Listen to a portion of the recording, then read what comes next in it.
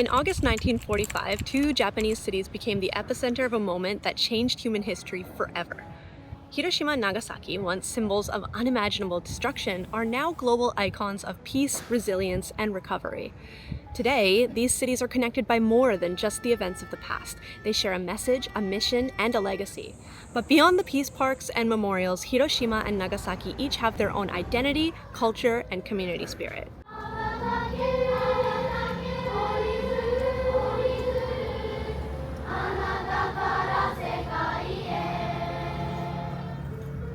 So today's video is a little bit different from what I usually make, but we will be exploring both cities, Hiroshima and Nagasaki, and their shared connection through tragedy and their shared goals of world peace. At first glance, Hiroshima feels open and orderly. The city is bright, modern, and easy to move through with wide streets and level ground. This appearance is not only the result of careful city planning though, it's also a legacy of its history. Much of the central area was destroyed by the atomic bomb, and over the past 80 years, Hiroshima has been rebuilt entirely from the ground up. At the time of the atomic bombing, Hiroshima's population was approximately 350,000 people. But by the end of that year, an estimated 140,000 people had died, around 40% of the city's residents. The scale of loss was staggering. Today, Hiroshima is home to over 1 million people, but many still have family ties to someone who either lived through that day or never returned.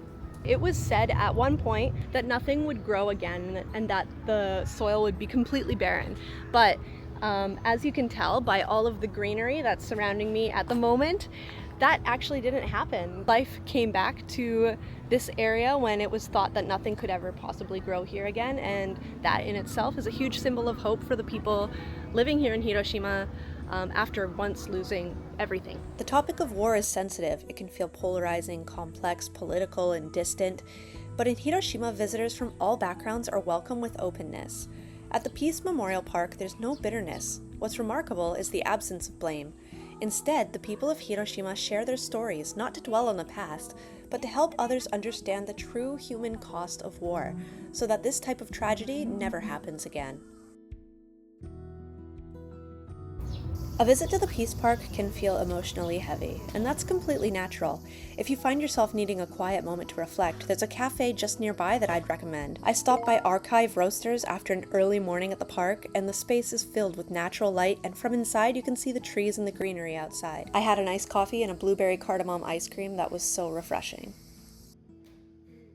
If you're visiting Hiroshima and looking for sightseeing ideas, Shukeien Garden is a beautiful place to start. It's only a short walk from Hiroshima Station. Oh, and did you know that Hiroshima is one of Japan's leading producers of oysters? It's normally a seasonal delicacy, but depending on where you can go, you can find it all year round. You can enjoy it in so many different ways. There are also a lot of places to buy souvenirs, so Hiroshima souvenirs to keep an eye out for are origami, paper cranes, maple leaf-shaped sweets called momiji manju, maple leaf pottery, and traditional toys like kendama. I'm so excited for my momiji manju. Hiroshima Castle is located just north of the Peace Park, and one of my favorite views of the castle is from the Royal Riga Hotel. I've stayed here a few times actually. I even brought my parents here. It's just a short walk away, but the hotel offers sweeping views of the city, especially the top floor lounge, and it's so gorgeous at sunset. This is where you can see all of Hiroshima during its most finest hours. And if you're ready to dive a little bit deeper into Hiroshima's culture, I definitely recommend trying some Hiroshima-style okonomiyaki. This is a soul food in Hiroshima. It's savory, it's filling, it's affordable, and it's often made right before your eyes. This local specialty has ties to the post-war period when rations were limited, but these days it's extremely beefed up, it's way more filling, and people love it. They love to eat it. Locals eat it directly off the spatula, by the way.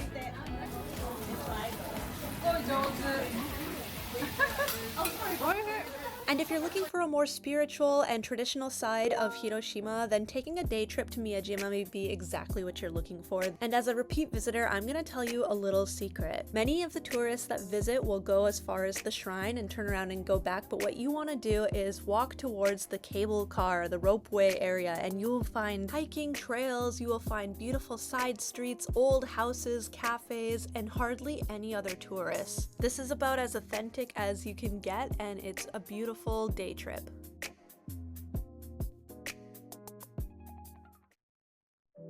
Coming from Hiroshima, Nagasaki feels like a city from a different era.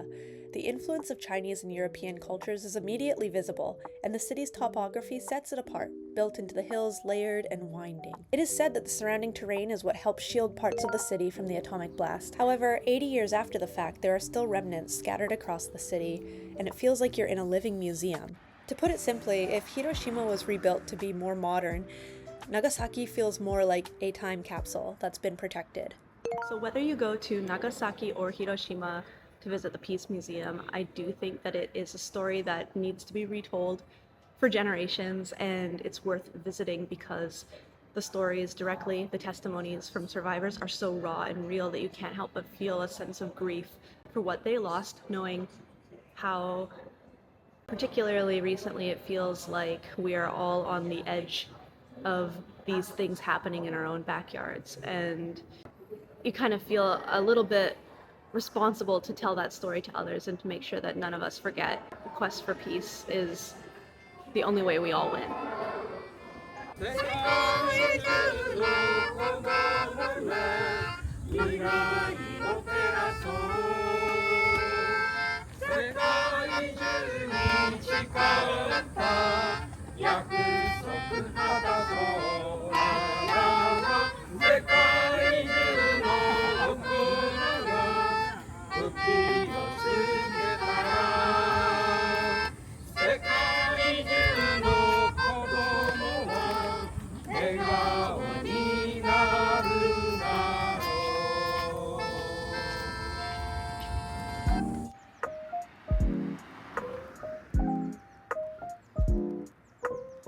I think that one of the biggest and starkest contrasts of Nagasaki when comparing it to Hiroshima is that Hiroshima seems very accessible. It's very easy to walk around to get where you need to go. Nagasaki is full of hills. So if you are someone who considers mobility issues or like accessibility when planning a trip, I think Hiroshima might be the better choice for you. But if you are active, Nagasaki is beautiful and actually quite an adventure to explore on foot.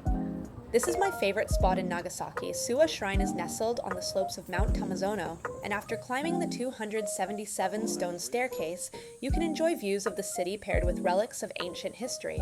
This shrine is actually over 400 years old and survived the atomic blast. And right next to Suwa Shrine is Tsukimichaya. This is one of my favorite places to go in Nagasaki. This cafe has been around for 140 years, and it's known for its bota mochi, this mochi rice covered with azuki bean paste and kinako. The servings are huge, generous portions, and they go great with green tea. This is a great place to catch a break, especially after climbing all those stairs. Oh, and did you know that Nagasaki has one of the best night views in all of Japan? The best place to stay to experience this is the Inasayama Kanko Hotel. You can take a cable car further up the mountain for a higher vantage point, but at the hotel there are plenty of spots for you to enjoy the night view without having to fight for space. So it's really cozy and intimate. When we approach each other with curiosity and respect, we take the first steps towards bridging cultures and moving forward together in peace. In the streets of Hiroshima and Nagasaki, the lessons of the past remain close at hand, yet these are also vibrant cities offering far more than the tragedies that shape them.